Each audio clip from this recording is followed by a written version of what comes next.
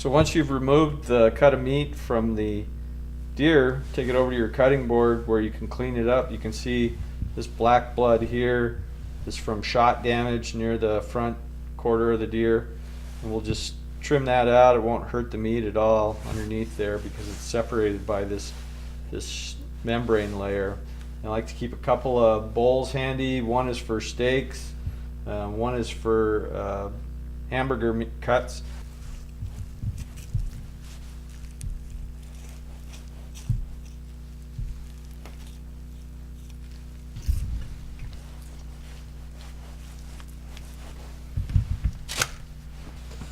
So what you have is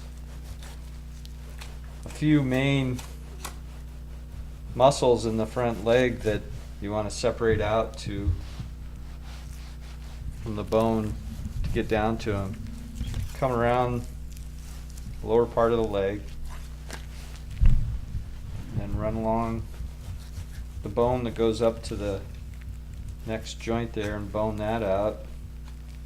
And what you're doing is just separating the meat from the bone.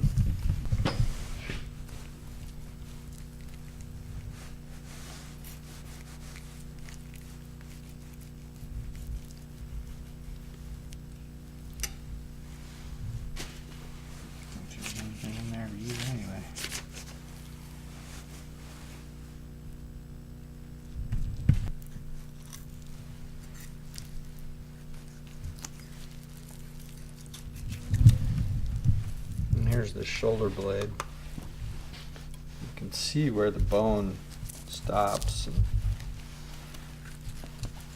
comes around,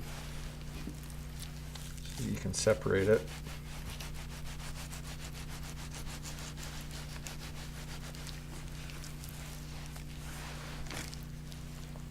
And once you get one side done, you can turn it over and do the other side.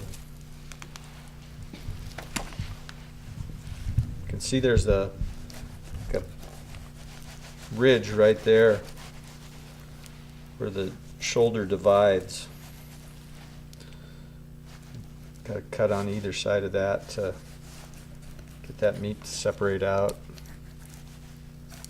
And this is what's called boning or muscling out. You're basically just removing the muscle groups from the bone so you can trim them. Turn them into hamburger and steaks or sausage, stew meat, whatever you're going to do with it. In the old days they used to can everything because they didn't have freezers, so I remember my mother still doing that. Nothing like the smell of canned venison. There is meat down here in the lower leg. A lot of gristle though, so if you want to use that for jerky or hamburger, you can see all the gristle in there, separating each of those separate muscle groups. Makes for some tough eating and tough grinding. And then you can clean it up while it's still a big chunk, or you can clean it up individually in smaller chunks. Typically it's a little easier when they're bigger to remove a lot of this stuff. You want to stay away from that silver meat and the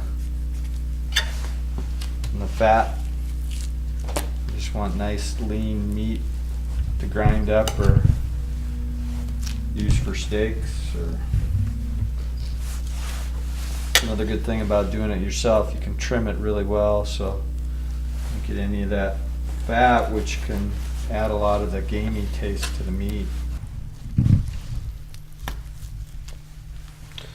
So this sets right on top of a silver fat area, makes it real easy to separate it out.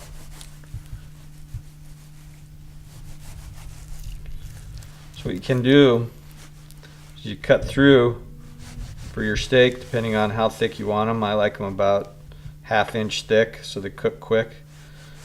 Cut one only part way through and then cut the next one all the way down to that silver and then slide it back. And you've got a nice little filleted portion rather than just having one portion small like that. you've got a little bit bigger portion for somebody to eat.